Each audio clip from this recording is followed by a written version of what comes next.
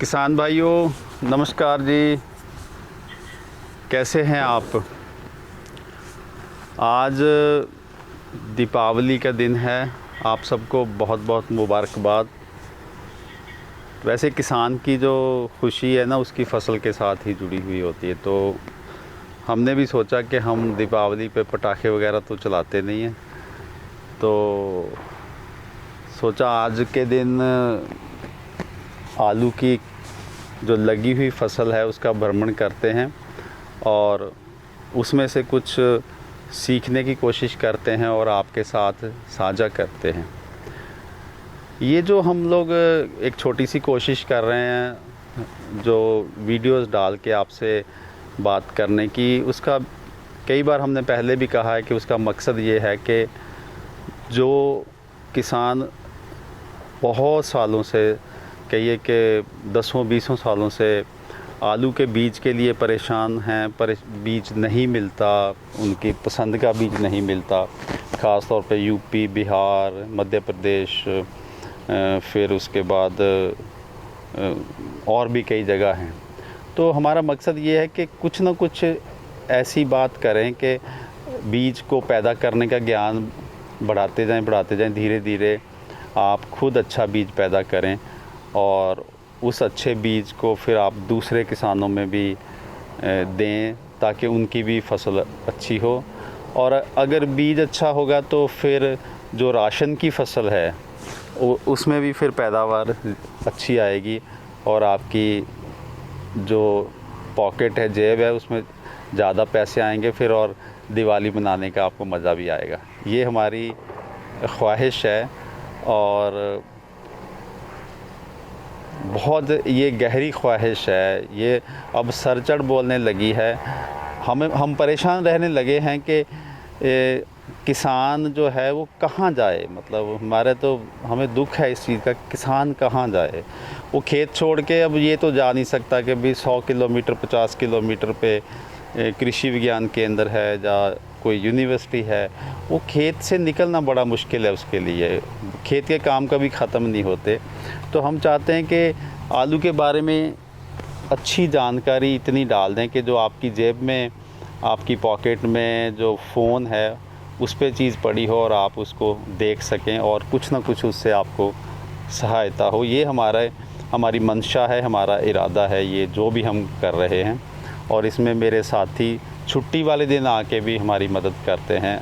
आज जबकि त्यौहार का दिन है मौज मस्ती होनी चाहिए थी, लेकिन हमारे साथी हमारी मदद कर रहे हैं खेत में आके, उनका बहुत बहुत धन्यवाद। पहले तो आज हम लोग आपको छोटी छोटी कुछ चीज़ें दिखाएंगे। पहली तो ये है कि पंजाब में जो जालंधर और कपूरथला डिस्ट्रिक्ट है वहाँ पे जो जल्दी बिजाई हो जाती है, क्योंकि बीज का काम है, बीज के लिए बहुत ज़्यादा लेट नहीं कर सकते फसल को हम लोग। तो जिस फसल की बिजाई लगभग 10-12 अक्टूबर के आसपास हो गई थी, उसकी जो रोगिंग चल रही है, रोगिंग जैसे 5 नंबर वीडियो आप देखेंगे तो जो बीज की फसल है, बीज की फसल में एक बहुत मेन काम होता है 2 या 3 बार, हम तो 3 बार कहते हैं, बीमार पौधों को निकालना, या फिर जो वैरायटी मिक्स हो जाती है, एक किस्म दूसरे किस्म में मिक्स हो जाती है, तो उसको जो निकालने की प्रक्रिया उसको बोलते हैं रोगिंग। तो आज पहली रोगिंग चल रही है। रोगिंग का मतलब बीमार पौधे बाहर निकालना। एक बार वो देखते हैं कि वो कैसे निकालते हैं और वो बीमार पौधों की पहचान क्या है। वो 5 नंबर वीडियो में भी आप देख सकते हैं, लेकिन आज फिर दोबारा हम लोग ये आपको दिखाएंगे। जैसे कि आप देख रहे हैं, ये जो फसल है हिमालयनी वैरायटी है, आज लगभग ये 22-23 दिन की है और आप देख रहे होंगे कि भी इसकी ग्रोथ काफ़ी अच्छी है, ठीक ठाक है। ग्रोथ इसलिए अच्छी है कि जब ये बोया गया था आलू, तो इसको लगभग 10 दिन के लिए इसका पुंगराव किया गया था कोल्ड स्टोर से निकालने के बाद, और अब ये इसकी पहली रोगिंग हो रही है। ये जो टीम आप देख रहे हैं, ये टीम में 2 या 3 जो बंदे हैं जो आगे डंडे लेके चल रहे हैं और वो पहचान करते हैं कि ये कौन सा पौधा है जिसमें वायरस है, और जो लेबर वो पहचाने हुए पौधे को निकाल देती है। ये जो इस समय जो रोगिंग है, ये जैसे कि मैं ये आप पौधा देखें, इधर को अगर कैमरा लेके आएँ तो ये जो पौधा है, अब इसी में ही आपको ये पत्तों में ऐसे लग रहा है जैसे सिकुड़न सी हो रही है, ये आप देख पा रहे होंगे। तो ये इसमें जो वायरस है, ये माना जाता है कि ये जो बीज में ही वायरस था, इसलिए ये निकलते ही इसमें वायरस के जो लक्षण या चिन्ह दिखाई दे रहे हैं। ये जो पौधा है, ये वायरस के ये जो लक्षण है आप देख रहे हैं ना, ये पत्ते इसके दिखाई दे रहे हैं, जो कि ये इसके पत्ते साफ़ हैं, चमकते हैं और खुले हुए हैं, और ये ऐसे जैसे सिकुड़न सी हो रखी हो, जैसे पन्नी को कहते हैं, गर्म पन्नी हो जाती है। अब ये जो दाना था बीज का, ये वायरस उस बीज में ही था, तो इसलिए ये निकलते ही इसमें इसके लक्षण आ गए। तो जो पहली जो रोगिंग है, जो लगभग 25-30 दिन पे की जाती है, इसमें हम लोग वो पौधे निकालते हैं जो कि पहले ही जिसमें वायरस होने की वजह से वो उसका पौधा बताने लग जाता है। अब इसको निकालने का फ़ायदा ये है कि जब ये निकालेंगे, जैसे आप देख रहे हैं, इसमें अभी नीचे आलू नहीं बने हैं। ये देखिए बीज भी बहुत बड़ा था, और इसमें क्या है कि इसमें अभी आलू बने ही नहीं हैं। तो इस पौधे को निकालना बहुत आसान है, क्योंकि इसमें आलू बने ही नहीं हैं और आप आराम से निकाल सकते हैं। अगर ये पौधा मान लो खेत में ही रहेगा, तो नुकसान क्या होगा कि जो सफ़ेद मक्खी है, वाइट फ्लाई है या चेपा है, वो इस पौधे पे बैठ के दूसरे पौधे पे जाके जब रस चूसन करेंगे, तो फिर उसमें भी जो वायरस की बीमारी फैलाएंगे।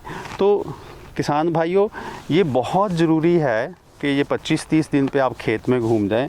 इसमें बहुत कम पौधे मिलेंगे। अगर आपका बीज अच्छा है तो इतने कम मिलेंगे कि आप हो सकता है 1-2 घंटे में 1 एकड़ कवर कर लोगे। एक दिन में 5-6 एकड़ कवर कर सकता है बंदा।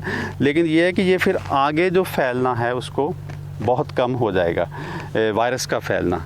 तो ये सबसे आसान और सबसे ज़रूरी रोगिंग मानी जाती है, जो 25-30 दिन पे की जाती है।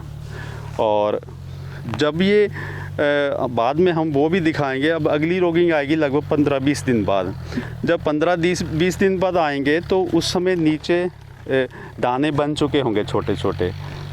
एक रोगिंग उसके बाद फिर करेंगे हम लोग, तो उसमें तो और भी बड़े बन चुके होंगे। उस समय की क्या है कि मुश्किल ये रहती है कि बीज तो उस समय भी निकालने पड़ेंगे, हम लोगों को पौधे निकालने पड़ेंगे, लेकिन साथ के साथ जो नीचे बने हुए दाने हैं, जो आलू हैं, उनको भी निकालना पड़ता है। वो थोड़ा मुश्किल हो जाता है, तो लेकिन करना तो पड़ेगा अगर अच्छा बीज आपको चाहिए, नहीं तो फिर धक्के तो खाते हुए तो ज़िंदगी गुजर जाएगी। तो आप ये आराम से कर सकते हैं। अच्छा, कुछ किसान ये कहते हैं कि जी ये हमसे नहीं झंझट होता, ये रोगिंग का आप तो बहुत कुछ बता देते हो। भाइयों, अगर ये झंझट नहीं करेंगे ना, तो फिर हम लोग सालों साल अच्छे बीज के लिए तड़पते तरसते रहेंगे। ये थोड़ा सा काम सीख लेंगे तो ये हमेशा के लिए बीज की जो गरीबी ना वो कट जाएगी, और आप कुछ ही दिनों में दूसरे किसानों को भी अच्छा बीज देने लग जाएंगे। इसमें करना क्या है बीज के लिए, जैसे कि हम लोग बहुत बार पहले भी बता चुके हैं कि बहुत अच्छी क्वालिटी का बीज ले आके बोना है आपने। और अगर मान लीजिए 10 एकड़ की आपकी खेती है, तो आप 1 या 1.5 एकड़ 2 एकड़ आप विशेष रूप से ये मान लीजिए कि ये वो आपका बीज का प्लॉट है, और उसमें क्या है अच्छा सा बीज बोना है। अच्छा बीज क्या हो सकता है, F2 हो सकता है, F1 हो सकता है, मिनी ट्यूबर्स हो सकते हैं जो पैदा होते हैं, जिसको टिश्यू कल्चर प्लांट से हो सकते हैं।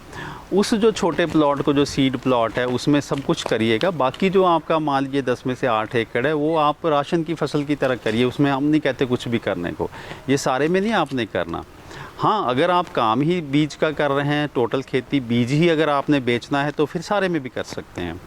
तो इसमें क्या है कि वो जो सीड प्लॉट है, बीज वाला प्लॉट है, उसमें आप अच्छा बीज बोइए, टाइम से बिजाई उसकी करिए सीड प्लॉट टेक्निक के हिसाब से, और उसमें थोड़ी जो उर्वरक कम डालिएगा।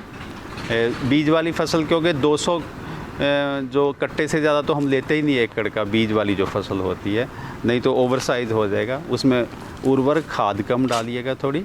और फिर क्या है कि ये मैंने जैसे बताया, कम से कम 2 रोगिंग करिएगा, एक 25-30 दिन पे, एक इसके 20 दिन बाद, और हो सके तो तीसरी भी कर दीजिएगा। थोड़े एरिया में करना है।